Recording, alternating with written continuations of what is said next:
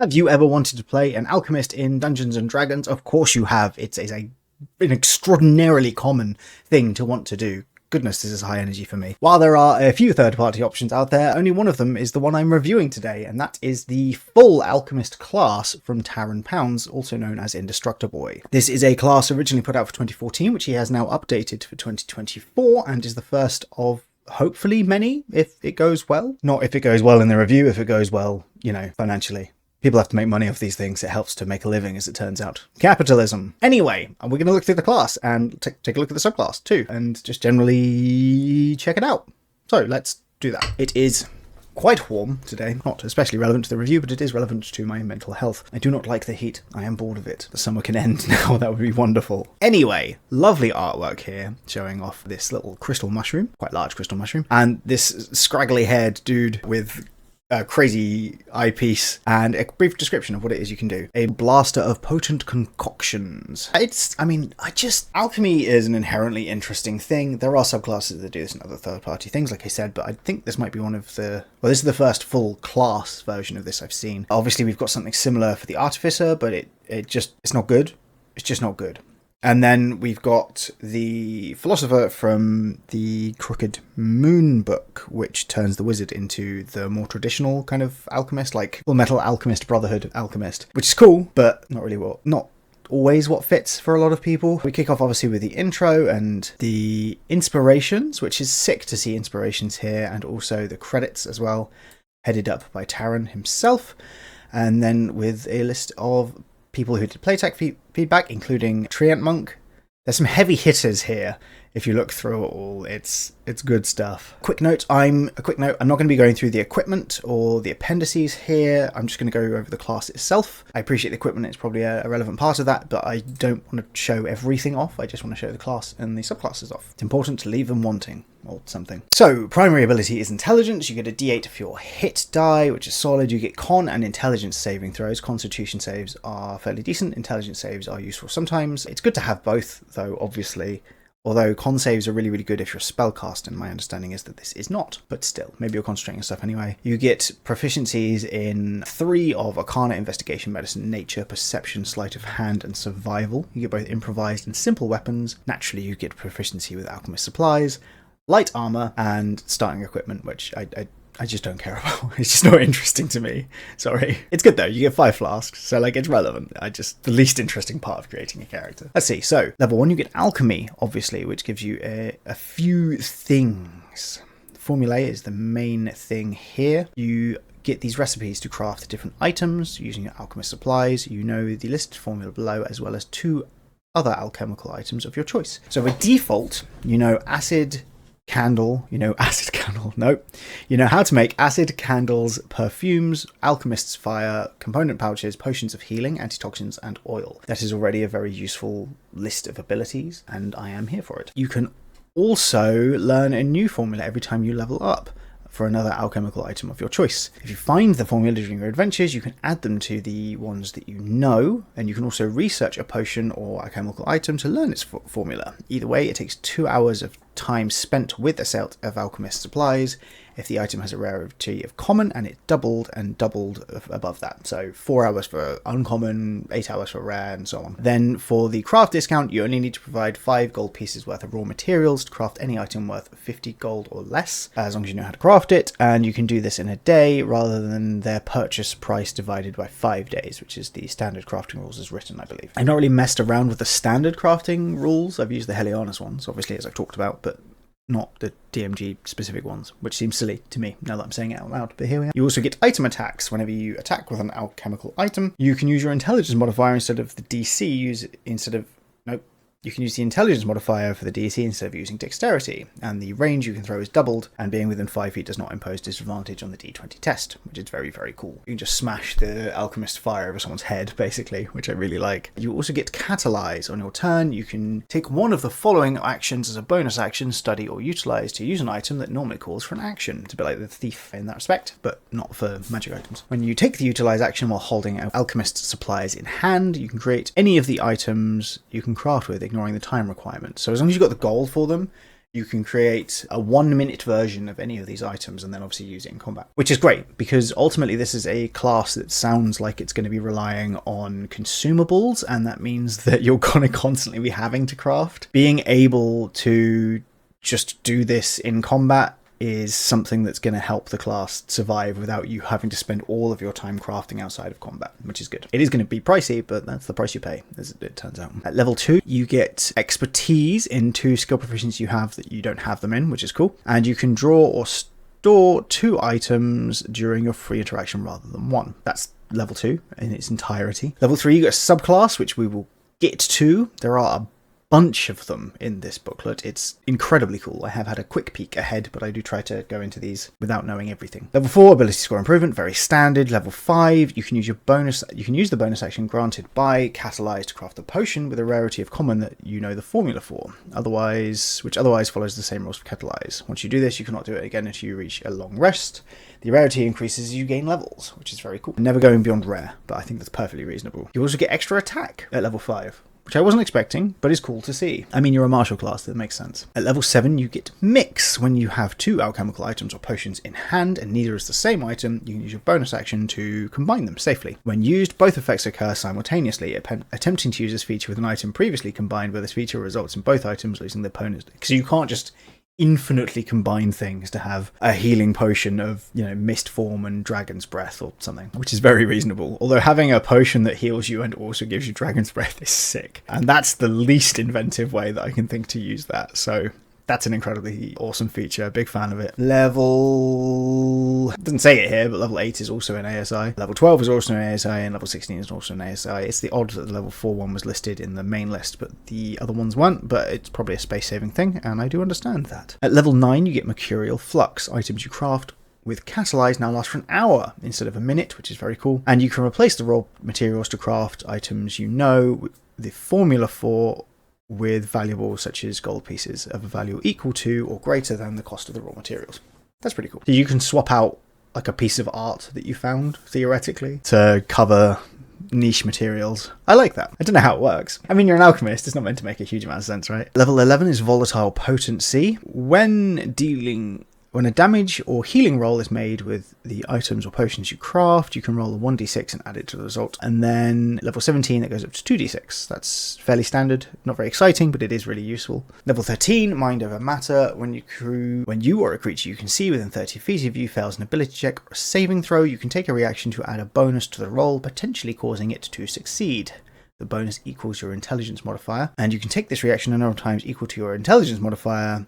You gain all uses when you finish a long rest. So it really does want to max out intelligence. This is obviously a good thing because there are not enough intelligence classes as it stands. Obviously, if they do introduce the Scion, and with the introduction of the Artificer later on this year, that will help even things out, but more intelligence classes is not a bad thing. At least it's not charisma. Level 15 gets you the Philosopher's Stone. Your studies have revealed to you the mystic formula for the legendary Philosopher's Stone, which you can now create over the course of 7 days.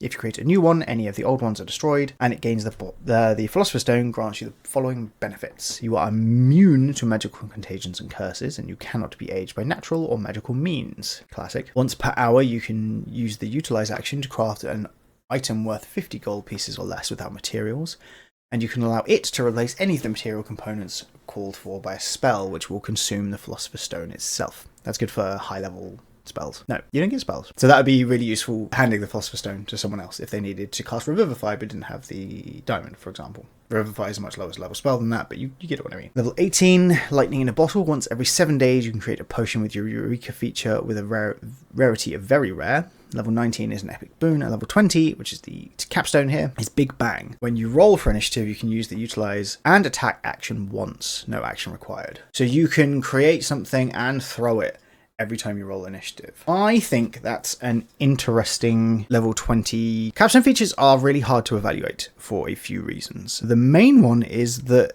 some of the best ones are the least exciting. So let's take the Monk and the Barbarian, as I would view as being the baseline of the good ones, which is that they both give you 8 stat points in total, which is a +4 modifier in total to armor, usually, and a few other things. Those are obviously very, very good. It's a worthy thing at level 20. It's worth aiming for, and it's often worth sticking with.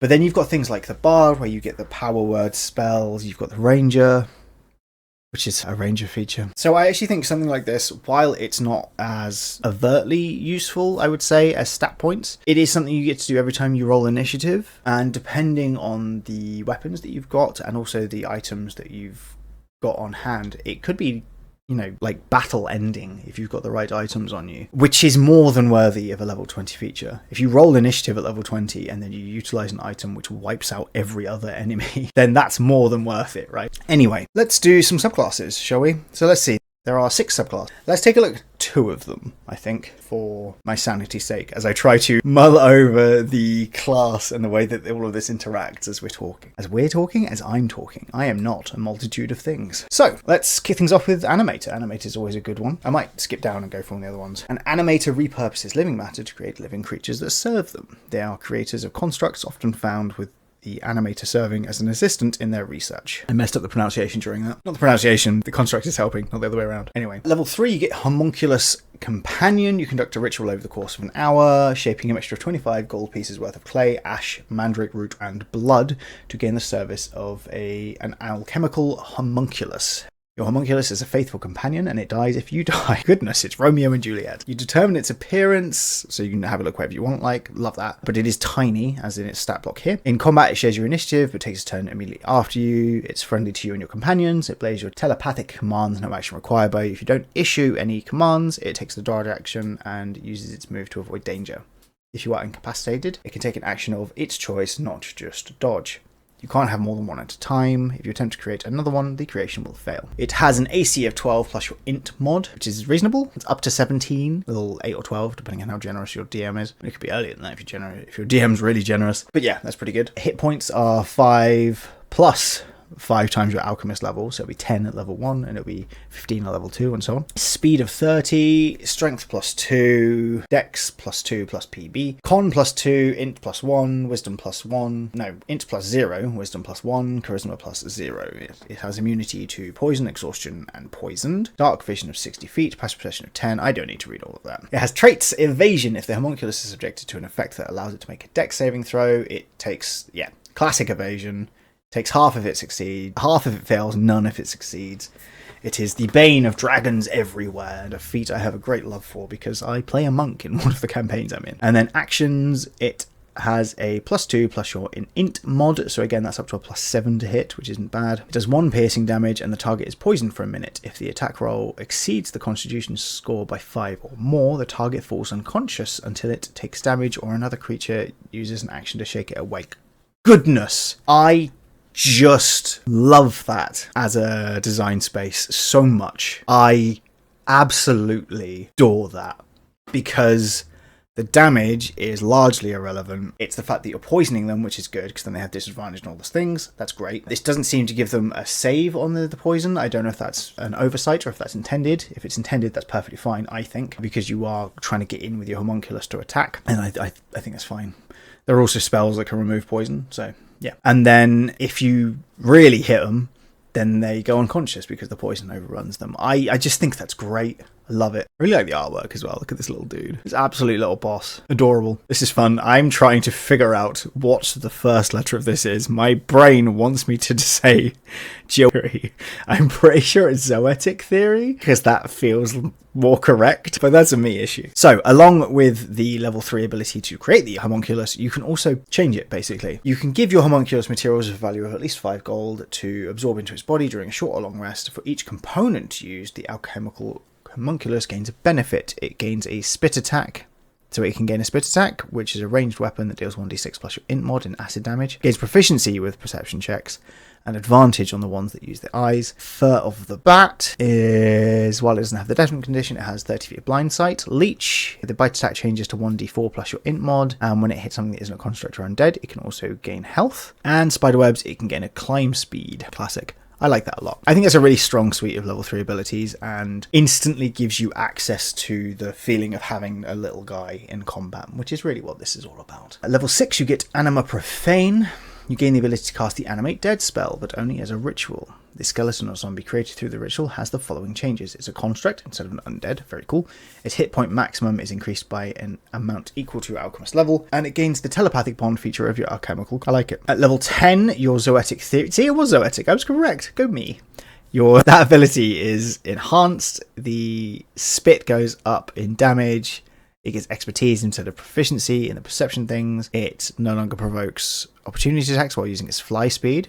It has a fly speed? Am I being dumb? It just says 30 feet of speed. I feel like I've missed something, but it might just be that it's intended to have a flying speed and it isn't written down. That's fine. Leech, its bite attack damage increases 2d4 and its climb speed increases by 10 feet. Okay, that's fine. It's the fly speed that's really thrown me off there because it's not listed as having flying. Yeah, that's the first instance of the word fly. Anyway, level 14, you get Contemptible Mirror. If your homunculus and a construct created with your Anima Profane are within 5 feet of each other, you can use an action to command them to merge, creating a flesh golem that you control. It gains the homunculus fly, bite, telepathic bond, and any traits and actions through Zoetic theory. Its hit point maximum is increased by an amount equal to your alchemist level, and the flesh golem dies immediately if you die or create a new construct. That's pretty cool. It still says fly speed, and I still don't see a fly speed on it. Right, I'm going to drop that because it's really not the end of the world. It's obviously intended to have a fly speed. It's just missed, which happens. It's not ideal, but it happens. So we got the Apothecary, Crystallographer, the Toxicologist. Let's do Toxicologist because it's the final one. And also I really like the artwork here. A reviled trade in most societies, Toxicologists are alchemists that specialise in disease and poison. Level 3, you get Adulterated Alchemy. You gain proficiency with Poisonous Kit and you treat poisons you create as alchemical items for the purpose of your Alchemist class features. You have advantage on ability checks to handle, harvest, or identify poisons and diagnose magical contagions. You also get Fell Theory. When you craft an item that inflicts the poison condition or deals poison or necrotic damage, you can infuse it with at least 5 gold pieces worth of any of the following materials to enhance it. Desecrated Water will change poison damage to necrotic damage. Eye of Newt will make it so that the creature takes 1d6 poison damage every time, the first time it's hit with an attack on each turn. Powdered Lead, the poison becomes a powder that takes effect when inhaled. And Valerian Root, whenever the target poisoned this way makes a con save to maintain concentration, it must subtract a d4 from the number rolled. That's a fun list of abilities. Level 6 is Mithridatism. This is fun. Reading Comprehension 101 with me, an idiot. You have advantage on saving throws you make to avoid or end the poison condition on yourself, and your resistance to poison damage. You can choose instead to gain one of the following benefits, which lasts for the duration listed in the effect. You can become immune to poison damage, and you get resistance to either acid or necrotic damage. You choose one. Cool. It's not either or, it's both. My brain is silly. I apologise. Right, no, you can choose one of the others when you get the other thing. Goodness me. I'm telling you, it's the heat. It gets to me. Malediction, your Fell Theory is enhanced. The damage dealt now ignores resistance to necrotic damage. The damage goes up. The d4 penalty to the saving throw happens. That's cool. And the penalty to concentration checks goes to 2d4. And then level 14 is Demon Core. Poisons you create have the following benefits. They ignore resistance to poison damage. Very important, level 14. Creatures with immunity to poison damage instead take half damage from them instead of none. Also very good.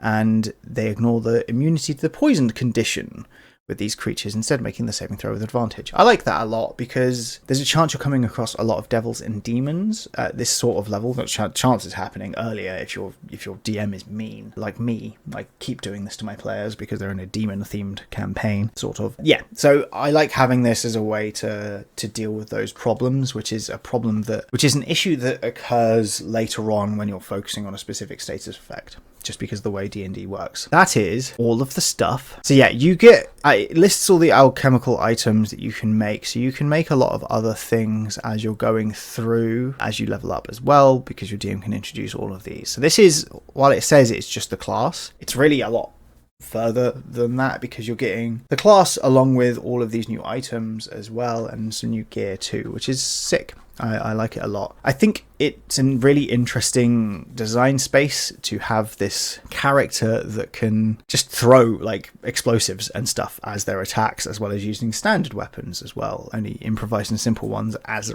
rules as written, but that's fine. A hand crossbow is always good. Being able to use a hand crossbow for one attack and then throw something as well is really, really cool. I really like it. It's a fun class. There's a few, like the fly speed thing really threw me, so there are a few weird little typos and oversights, but it's not the end of the world. Either that or I'm missing them, which is quite possible because, as I said, I am an idiot. It is a curse. Yeah, it has a lot of stuff to do with big changes and subclass changes from 2014 to 2025. I think this is sick. I would love for a player to use this in a campaign of mine because I really like Alchemist in general. I think it's fun, and I think it's a really well done class and booklet just in general, because it's really not just the class. So yeah, good stuff. Those are all of my thoughts on this particular class. I like it. Like I said, I think it's really interestingly designed. I think it does something that no other class in D&D is doing, which is important when you're looking at classes. Subclasses can kind of harp on things that other subclasses are doing from other classes, have to feel